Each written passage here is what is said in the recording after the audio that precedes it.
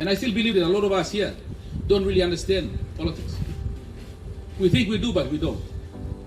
Especially when you walk into the ballot, the polling booth. If you're voting for a governor, why are you voting for a governor?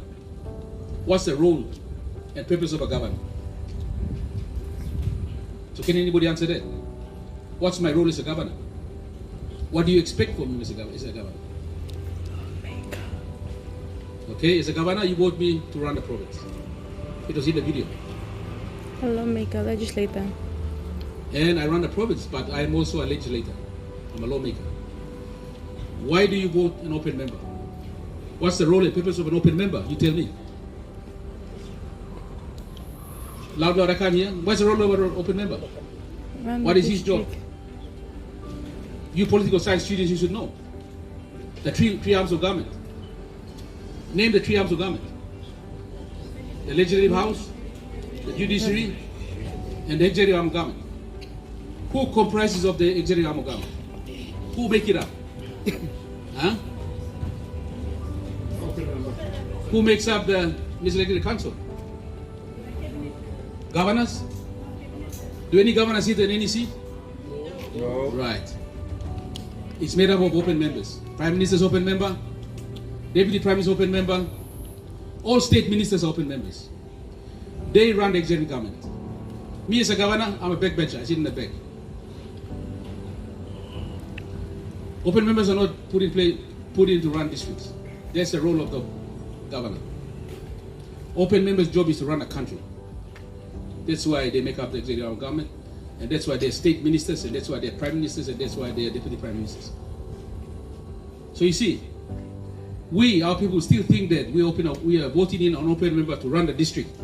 I look on social media. We are all measured about how many projects we put in the district, how many projects we put in the province, and I look at it and I really, really feel sorry for Papua New Guinea. You should be measuring us on what? You should be measuring on the privilege that you gave me. And that privilege is to be a lawmaker and a legislator. You should be asking me. I go into the community, they ask me so many questions. Governor, road, classroom room me. Me like inside a coins, house crime, me like headstone door. You know, all this, they're measuring me against everything. Last governor, I'm giving me house crime. Last governor, how much per classroom? How much per 8 posts? So we are measured on the infrastructure we build. And there's so many questions. But all you're going to do is ask one question. One question that will ask all these other questions. And that one question is, member of parliament, whether you're a governor or open member. What have you done with the legislative all those powers that I gave you?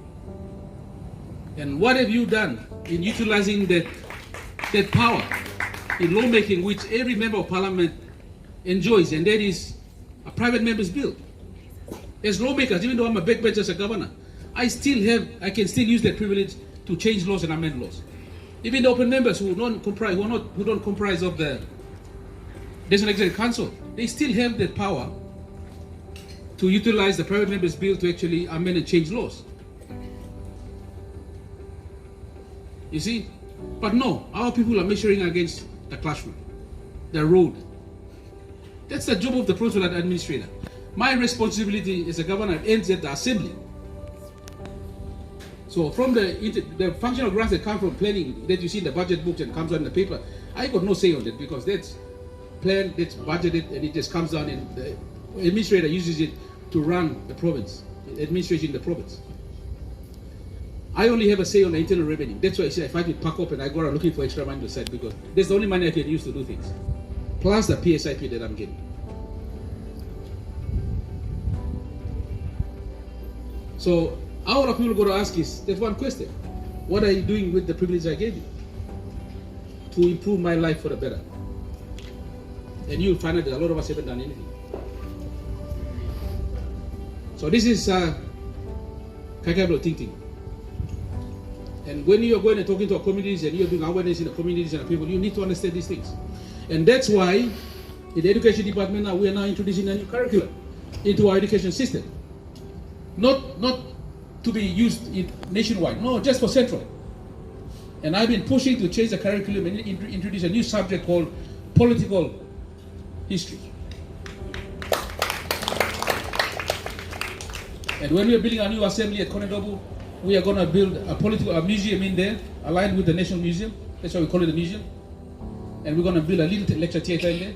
We want every grade 11 student, it's compulsory to attend one parliament sitting and attend one assembly sitting. So you appreciate assembly standing orders and parliament standing orders. And we get to lecture you about these things that I'm talking about. So you understand. So a lot of us think that we know it, but we don't. The simple,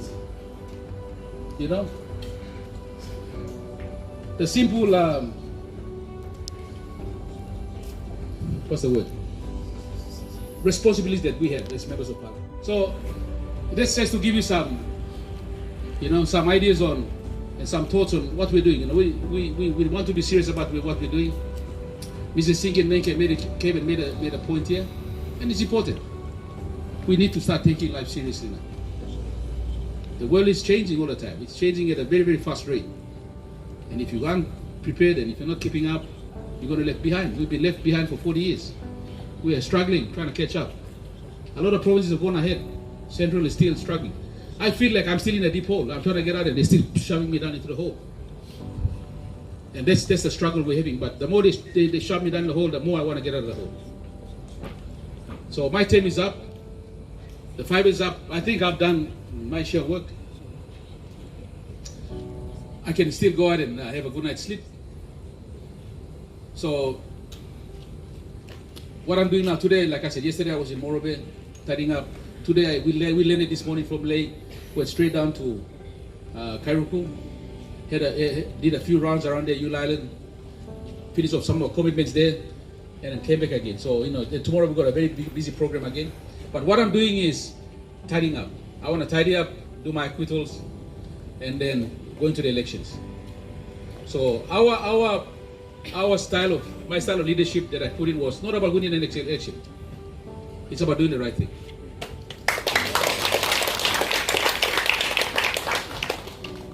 And in doing the right thing, I have a peace of mind.